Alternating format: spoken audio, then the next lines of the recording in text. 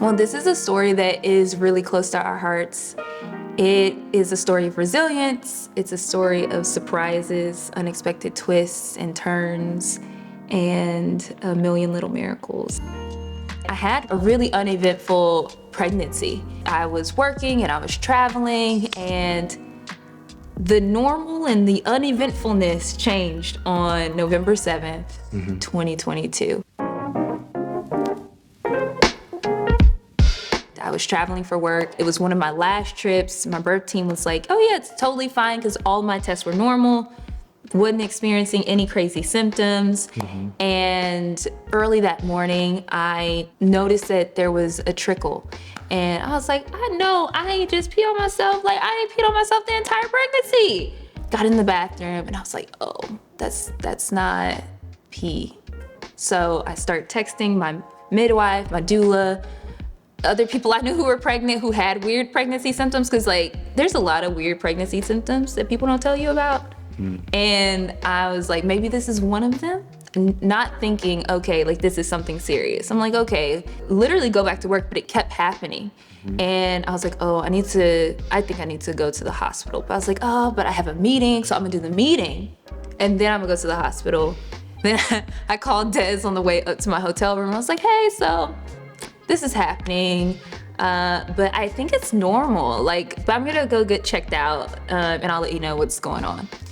And I don't know what was going through your head. What was going through your head when I told you that? I was at work. I was working at the time, and you called me about random things. So I just thought this was another random thing that's occurring about pregnancy, because you really have this desire for your husband to experience what you experience in pregnancy. Yeah, because you did this. Like, he did this to me, and I feel like you should partake in like all the things that you help contribute to. Yeah, and so I wasn't as shocked. I did catch a hint of your tone, like there was a bit of worry. Because you're going to your meeting, I assume that as a rational person, you would be like, okay, I'm okay, I'll go to this meeting and then I'll figure out what was going on. Yeah. And so I was piggybacking off those actions and not overreacting. And so that sort of helped me find solace and peace. But I was definitely looking forward to the next call because I didn't know what to expect, but I was expecting it, because usually you're really good at sharing your experiences. Shortly after that call, getting ready for my meeting, and there was like just this gush. Like, it's like something out of a movie. And I feel bad for whoever had to clean up that hotel room. And I was like, oh, I need to go to the hospital. So I called my manager, I called my other team lead, and I said, hey, I'm experiencing some weird pregnancy symptoms. I think I'm gonna go to the hospital. I'll be back though. Like, once they fix it, like I'll be back and we'll be good to go, but just wanted to let you know. And they were like, I was gonna catch an Uber. I was just like, I'm fine, I'm not in pain. And they're like, absolutely not. She's taking you to the hospital. That morning, they ran a ton of tests. They ended up transferring me to a specialized hospital. They were confident they would be able to keep me pregnant, and they didn't really want to name it as, your water broke, because they weren't 100% sure that was the case. 50 more tests, I haven't eaten. I'm like, y'all, I'm pregnant, I'm hungry, when can I eat? And I see a bunch of specialists, they're like running more tests, and they're like, well, there's one more test that we need to run, but we need to run it the next day, because you've had so many tests, we don't want to, it can get contaminated. So we're just gonna admit you overnight and we'll go from there. So Des was already on his way, my parents were on their way. Things were weird, but it was all gonna work out. They're gonna do whatever they need to do, and I was gonna go back to work. I was going home, I was gonna work, and that was it. Eventually, before they transferred me up to the high-risk department, she checks me and she was like, well, sorry to say this, but welcome to Florida. You're gonna be here for the rest of your pregnancy. And I'm looking at her like, this is not in my plans. And she's like, we're gonna try to keep you pregnant for 8 weeks. And I'm like, keep 8 weeks, and at this point, I think Des was on a plane, so I didn't tell you. They transferred me up to the high-risk department. They set me up on 50 million monitors. I have my room, and they're like, oh, well, this specialist, head of this department, needs to see you to go over the plan for the next 8 weeks. And he gets to the room, goes over the whole plan and all the things that they're gonna do. And I was like, okay, he sounded calm, I was calm, I wasn't in pain. And they're monitoring me, and they can hear her heartbeat, they can hear her, and nothing is happening. And fast forward, he's like, you can finally eat. And I'm like, hallelujah, I'm starving at this point. They deliver my food, I'm doing a happy dance, and as the guy delivering the food leaves, another doctor walks in, and I'm like, dang it, I had my fork in my hand and the mac and cheese close to my mouth. And he comes in and he was like, hey, I'm the doctor on call, just want to check you out, I've heard the things and looks like things are going well, X, Y, and Z. And he's like, can I do a check? I said, well, they wanted to do a test in the morning, but something just told me, tell him yes. And I said, yes, but can I eat while you do this? And he laughed, and he was like, yeah, you can eat. And so the nurse helped get me in position, and he did the test, and he has a normal voice, no concern at all in his voice, none.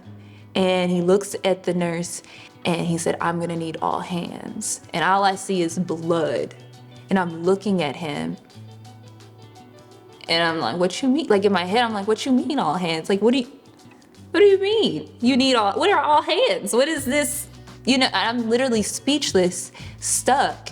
And he looks at me and he's like, Alexis, breathe. He's like, you're bleeding, you're 5 centimeters dilated. We're taking you to labor and delivery. And I'm like, I'm in no pain. What do you mean I'm bleeding? How am I dilated, like halfway? And all of a sudden, just a ton of nurses and doctors and techs and people rush into the room, and they're preparing me. And I'm like, I need to call my husband. Can you get my phone? I call you, and you were boarding your flight. And I said, I don't even know what I said. I think I said, like, I'm 5 centimeters dilated or something, and they're taking me to labor and delivery.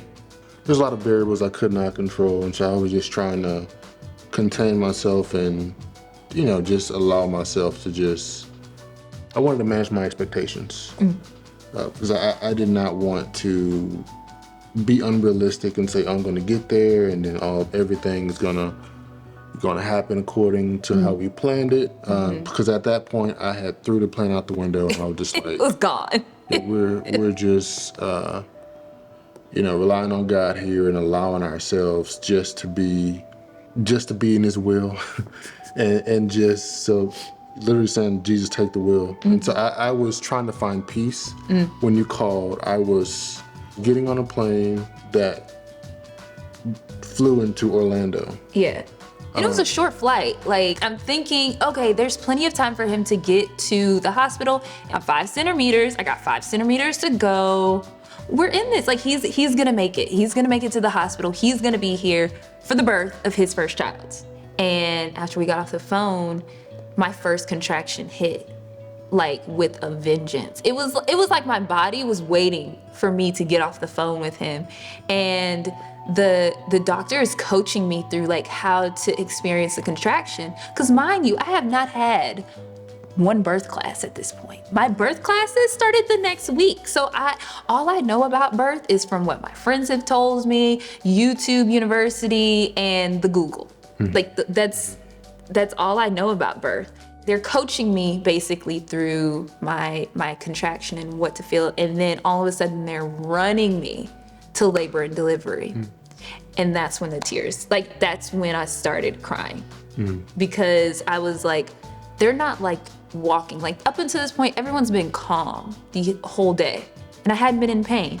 But at this moment, they're running me to labor and delivery, and people are moving. It's like something out of like TV or the movies where people are moving out of the way, and I'm like, oh crap, he may not make it. Like, they're rushing for a reason. Fast forward, the team is amazing. They assist and they help, and our daughter decides to make a entrance into the world. I think 13 weeks early. I had just turned 27 weeks on the dot that day. And I don't know what it's called, but she was actually born in her sac, which they were like, it's super rare for this to happen.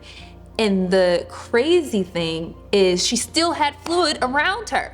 So my water didn't even like break. We ended up finding out that I had premature rupture of the membranes, which is also known as pre-prom. So it was like a kind of like a leak in my, or a tear in my sac. But yeah, she still had like water around her, and they're working on her, and I'm watching them work on her.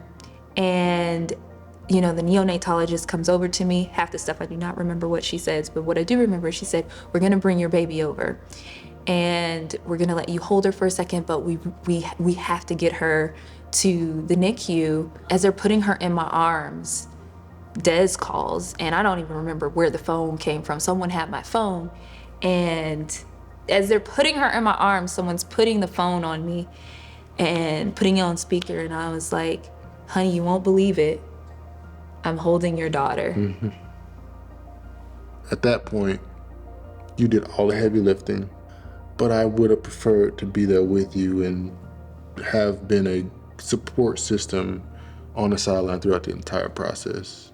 And that started our over 3-month journey in the NICU. Essentially, we were in Orlando for about 3 months and fought our way back to Texas, and eventually we were able to get transferred to a children's hospital. I would say the journey was filled with a lot of ups, a lot of downs. But I really hope that our story, the story of the birth of our daughter, is a source of hope for you and your family.